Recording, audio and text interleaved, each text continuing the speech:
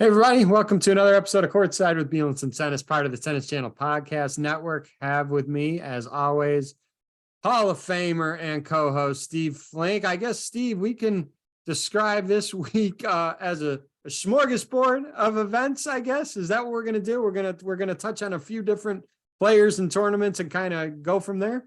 Yeah, absolutely, David. I always, when we have weeks like this that are with so much talent spread out all over the world, I always call it spreading the wealth. And I think, and as we discuss this, I think the listeners will agree with us because there was so much compelling tennis in so many different places, and no real gaps there. I mean, it was a really interesting week. Yeah, it was. And we're recording Sunday night, and about, I don't know, let's say about 2 hours ago, just had a final for the second week in a row where they met up. Carlos Alcaraz and Cam Norrie 2 weeks ago. Carlos beat Cam in straight sets. Match just happened a couple hours ago. Different result this time. Cam 7-5 in the third. Carlos hobbled a little bit, but let's not take much away from Cam. I mean, whenever you beat Carlos, you're going to have to fight like crazy, which you did. I'll toss it on over to you, Steve. Yeah, David, you alluded to it. It's 2 weeks in a row. It's the same final 2 weeks in a row. That actually hasn't happened on the ATP Tour since Murray and Djokovic did it back in the spring of 2016. That shows you how unusual it is. But both of them were playing really well on the clay. As you said, last week it was Carlos 3-5 in the finals. It could have even been worse because he was up a set in 5-2, and Norrie did a good job to get it back to 5-all. This was totally different. Now, as you mentioned, Carlos did have a leg issue. It appears to be, the upper similar to what Djokovic had in Australia. Upper leg on his upper leg. Although it was yesterday in the semis, it was the left leg. Today it was the right leg. We're going to find out more because Carlos, to his credit, David, didn't want to talk about it going into the final. Didn't want, and I doubt he'll say too much today, even other than that. I have to believe after this week and after how much he struggled physically today that he won't go through with his commitment to Acapulco. I hope he doesn't, to save himself for Indian Wells. But in any case, it was a really exhilarating match because Carlos won the first set just broke at the end of the set against Norrie to win it 7-5 after Norrie saved a set point at 4-5. And then Carlos raced to a 3-love lead in the second set and had love 30 on Norrie's serve. At that stage, I'm looking at it and thinking, this could be 5-love. You really had that feeling that he was going to run the match out, similar to what he'd done in the third set against Jerry in the semifinals when he'd been in danger and down a set and locked at 5-all in the second set, and then he just charged through the remainder of the match. I thought that could happen, but Norrie managed to hold serve, and the next thing you know, he's won 6 out of 7 games, and in the midst of all this, Carlos had to get his leg taped up, and they later removed the bandage or tape, whatever you want to call it, because it was so uncomfortable. But it was not as if he was hot. I never felt at least that he was going to retire or default. I didn't see it happening. His camp at one stage in the third set wanted him to, but he refused. And what he was doing was going for broke at times, but being as gifted as he is, he was hitting spectacular forehand winners that you just were lifted out of dreams. They were so good. And so what happened is he had that lead in the second set, as I mentioned, before Norrie comes back. Then in the third, Carlos goes up 2-love in the third as well. Norrie then wins the next 3 games. And from there, it was just a tremendous tussle. And eventually, Norrie had a serve to stay in the match at 4-5. He played a great game to hold on for 5-all. And then at 5-all, Carlos recovered from love 40 back to deuce and got to the ad with just an astonishing forehand winner from way wide of the court, maybe the shot of the year.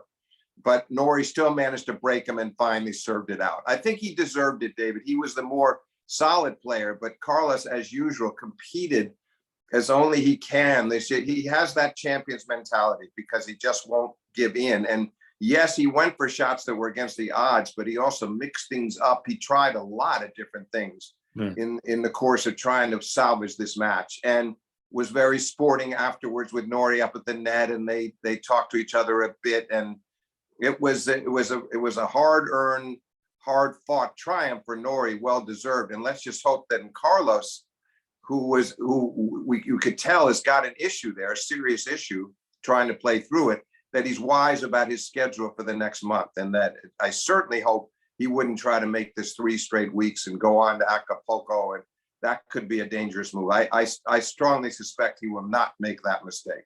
Yeah. And you mentioned the amazing shot that we all know we've seen on social media now. If you didn't see it during the match, but in today's final, he also had, it's a close competition to shot of the year on that one yesterday. Yeah. And it reminds me, we say it's almost Rafa-esque. Of course, Rafa is lefty and more looping spin and maybe some more curve to the ball, but Carlos is very similar to Rafa in the magical shots he can make from impossible positions off the court. Yeah, and each of them off the forehand side, obviously Rafa being a lefty forehand, there is some difference. But yes, he made one that broke the match open yesterday against Jerry, gave him the break for 2-love in the third. It was a passing shot down the line. This one was not a passing shot. But what was fascinating, David, was how Norrie questioned the call. I can understand it because it seemed so improbable that ball could have hooked into the court, curled in, but it did. And when we saw the replay, of course, they don't have any challenges there or electronic lines, which I wish they at least had challenges, but the replay was conclusive. You could see it was right smack on the line. And to Norrie's credit, he came from game point down and still managed to get that break and then serve it out. He was very composed and he was in a tough position because he could tell that Carlos was now playing a little more audaciously than he might normally. He also was coming in behind returns at one stage, serving and volleying a lot. There was a lot for Norrie to look at and to ponder, but he managed to get through it. And the end, I think, deservedly so. Yeah. And like you said, let's hope everyone gets healed up quickly. And if Carlos doesn't play next week, let's get focused for the Sunshine Double of Indian Wells and Miami, because both those guys are going to be a load to handle. Not only for those one last point, if I may. It isn't even just a matter of Carlos thinking about this near term. He has got to really pace himself through the years. And if you think back to when he had to retire against Felix at the US Open in 2021, that was, obviously he came back and won the tournament last year, but that was a big major splash. First time he made a big splash at a major, and he'd beaten Tsitsipas at that tournament. He retired at a set down with a leg injury against Felix. And then the injuries that he had at the end of last year, which really kept him out, starting with the Paris-Bercy event, and kept him out of the year-end championships, Davis Cup, all kinds of stuff. And then kept him out of the Australian Open. Another injury kept him out of the Australian Open. So he's had a lot of woes, you might say, a lot of issues with his body. And he's clearly a very fit young man, but he's got to pace himself. And we want to see him around this game into his 30s, like the 3 icons of this generation. And that will only happen if he gets wise counsel and if he's willing at certain times to say, no, I'm putting the racket down for a few weeks. I'm going to save myself. No argument from me. And I don't think you're going to have an argument from most tennis fans, because like you said, we all want to see him for a long, long time. Let's move it over to the women's side. Iga Swiatek, she was rolling until the final. She did not win the tournament, but she was rolling. And for people who see this on the video on the YouTube, I'm looking at my phone now because I wanted to repeat a text that I saw.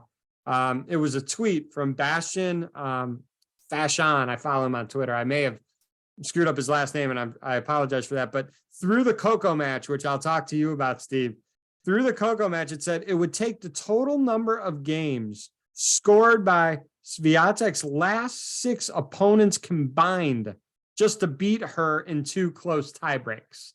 What that means is she was just rolling people, absolutely rolling people. The match that a lot of people were looking forward to, I know Brad Gilbert got up early, I believe, to watch. He mentioned it on Twitter too, was the Iga and Coco match. Iga won 6-4, 6-2. Steve, anything you want to mention in that match? Well, I thought Coco's first set against Iga was maybe the best set she'd ever played against Iga. She wasn't rewarded for it very well, but she came from a couple of breaks down and nearly made it back to 5-all. And her forehand during that stretch was holding up remarkably well, and she served well. And it was I thought perhaps that momentum would carry into the second set, that we a tighter second set, but Iga got on a roll again, and that was that. But I don't think Coco should be discouraged. I mean, obviously, Iga was in the midst of a magical spell that you just described from your friend on social media. But so then we had what was something of a shocker in the final, no doubt about it. It's we'll see how Iga continues her year, because I think like once she gets hot, I still feel we're cheated that we didn't get the Iga Ash Barty rivalry, and we're not going to get that. That would have been something to see. But you remember Iga, what was it, 37 matches in a row over the course of last summer. We'll see if she gets someone on a similar role. I mean, when she's playing well, she's playing well. Let's switch it back over to the men now. Like I said, David, just quickly before we go to the men, if I may, Krejcikova, let's give her full marks. She wins the tournament. She was down a set and 3-1. She was getting beat 6-love 3-1 by Sabalenka, who of course has won the Australian Open and was on a big winning streak herself, and somehow won that match. Then beat Jess Pegula, and then beats Iga. So she's only the 5th woman to beat the top 3 players, top 3 seeds at an event, since the WTA started tracking those records. And 3 of those women are Steffi Graf and the Williams sisters. Sabalenka was the 4th. So that just shows you the elite company she's in. So I'm hoping, David, that she started this week off at number 30 in the world and goes to 16 now. We know she's won a major already. This is her first 1,000. I hope she keeps going, because she played really spectacular tennis. And that was after saving a bunch of match points in the early rounds there. She could have been out of this tournament in the second round, but saved match points. And so I think this maybe will ignite her and get her back to the level that we saw from her, and propel her toward the top 10. That's where she belongs. I'm glad you raised that, because it reminded me something of Jessie Pegula's tweet on her birthday. She got bageled on her birthday. It was so funny.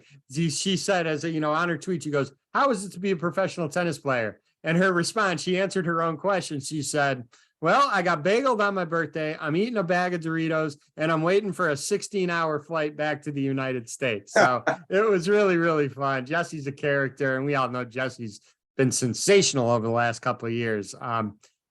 Great run by Barbara. And again, looking forward to seeing her the rest of the year. Okay, Andy Murray. And I guess the joke we can make here is we promise the segment on Andy won't be as long as his matches have been, because it just have been unbelievable. It continues, Steve. The crazy long matches. Now, the nice part about this week with Andy was he was able to make a deep run by getting to the finals, right? Usually those matches, those early round matches, take so much out of him. He doesn't continue to make that run. He even wins a first set 6-love over Lechevka. And then he had to save 5 match points in that same match. He just doesn't make it easy on himself. No ifs, ands, or buts with that statement. That said, it was great to see him get to the final. He lost to Daniil Medvedev 6-4, 6-4. But what more can you say about Andy?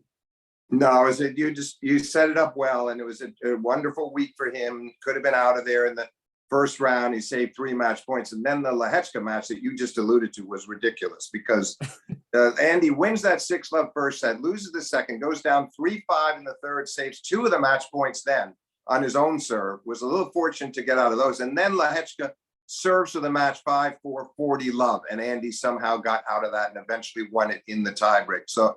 And despite all that, David, he acquitted himself well in the final. It was 4-4 against Medvedev. Medvedev was winning his 2nd title in a row. He's back in really stellar form. But Andy really put on a good show in that final. And now he's supposed to go on now to Dubai. We'll see. I hope he can keep that commitment. I suspect he will. And we'll see if he can keep going, because he's got himself now just outside the top 50 in the world. So he was rewarded for the hard work he put in this week and the clutch efforts. And he talked afterwards about Djokovic and how Djokovic has this mindset and how many times Novak has saved match points. And you can tell he's very proud to be he's not putting himself alongside Novak, but he is showing himself to be an outstanding clutch performer, especially these days. Unbelievable. And again, credit to Medvedev. I know I texted you separately, and I would not have guessed this number. Now we all know he won the US Open. He has that, but this victory, he now has 17 titles already. Steve, if you said on it when I first read it, I was like, really, 17? That's a lot. If I had to pick an over under on what that number was, it would not be 17. It would be somewhat less than 17. That's quite extraordinary. It is extraordinary, and you have to take it back to the summer of 2019 when he got to 6 finals in a row, including the U.S. Open final, and that's when he started acquiring the habit of getting to finals and winning his share of titles. And of course, the crown jewel in the group is that 2021 U.S. Open when he deprived Novak Djokovic of the Grand Slam. But Medvedev is a guy that this is a nice turnaround for him, David, after losing the court at the Australian Open, and he hadn't had a good end of last year. He didn't win a match at the year-end championships despite going to a final set tiebreak in all 3 of his clashes. So now he seems to be reacquiring the habit of winning. What I liked the most about him was not just that he put back the brick wall at the back of the court and said, you're not getting anything out of my reach and I'm giving you nothing, but that his attitude was so good. There was no more of this kind of looking over at his coach and his wife and moaning and complaining and acting like the victim. He just got on with it. And he said after the final, David, that he wasn't happy with the balls. Now, this is not somebody who's complaining. He's just won the title. But they had changed the balls this year. He didn't like them for whatever the reasons. And yet, obviously, didn't let that get in his way. It's going to be interesting to follow him now that he's got himself back in kind of a winning mode. Yeah, no, well said. All right, back over to the female side. This is like our own tennis match, Steve. We go male, female, male, female. We told the listeners we're going to be all over the place, and we truly are. Someone who we've talked about, especially near the end of this past year, who we're both very high on and has been playing better, Katie McNally. She had a really rough match last night. She loses the first set. She's then up big in the second, squanders that lead, but survives it, winning a second set tiebreaker. And then, Steve, all tennis players know this feeling. If you play it long enough, you're going to win when you're not supposed to, and you're going to lose when you're supposed to win. Up 4-love in the third to get to what I believe would be her first final, facing Rebecca Peterson in the semi. Loses 6 games in a row, and Rebecca wins that third 6-4. This was in Mexico. She did just little while ago win the doubles final. So that is a nice consolation prize. She has done well in doubles. Y'all know her played Coco with Coco. Now Coco's playing a lot with Jessica Pegula, but Katie's a very good doubles player. She's starting to make deeper runs in some of these smaller WTA events, 250s, let's say. She's doing better. You and I know, are both high on her.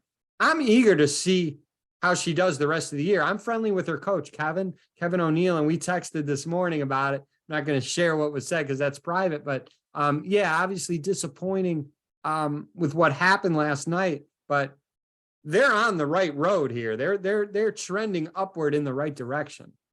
David, I'm sure that Kevin will remind her that was a semifinal. If you squander that lead in the first round, you could leave that week very frustrated at what the opportunities you might have had that you didn't get. It's true. She didn't get an opportunity to play the final, but it's a good run to be in the semis, and you learn from those types of losses. So I don't think she's going to be deflated or that discouraged by it. I think it was definitely a step in the right direction. And I'm sure she will keep that in perspective, that it was still a significant accomplishment to make it to the penultimate round. Yes, no, I well said, and I agree. And I'm really eager, I know you are too, to see how she does the rest of the year. Okay, Acapulco, one of the most fun tournaments of the year. I'm sure they'll keep it the same, but I don't think any match starts before like 4 p.m. local time usually. The players love it. Players have gone out, stayed up late. They know matches don't start until 4. The men really seem to like this event.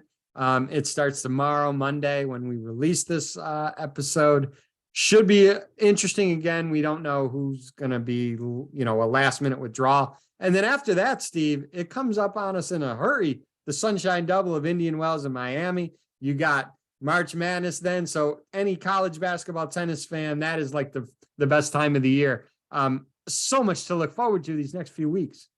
Yeah, and one of the players who I think we want to keep an eye on in that span it's another title winner this week, Hubie Hurkacz, who came through in Marseille. So I think Hubie, who's won Miami before, is going to be looking forward to that Sunshine Double. He's a great player, and he hadn't been necessarily at his best in recent months, but this was kind of an uplifting triumph for him, and I'll be watching him closely in those events, and everybody else as well, because that's always a really fascinating time in the tennis calendar prior to the clay court circuit. And it's it's the last chance for players to really make their mark on the hard courts before that grueling clay court season starts. And as we speak, we still don't know what the status of Djokovic for those events, but we certainly know everybody else will be there. Can't wait. It's such a fun time. If you're a sports fan, it's just such a fun time of the year. Weather's also getting better in those cold weather states. So a lot of positive things to look forward to. Steve, thank you for your time. This was we covered again a lot over a broad spectrum. That's what it was. That's what some of the weeks are on the tours. Lot to look forward to, and we'll keep everyone updated as the great tennis continues on in 2023. Thanks so much, Steve.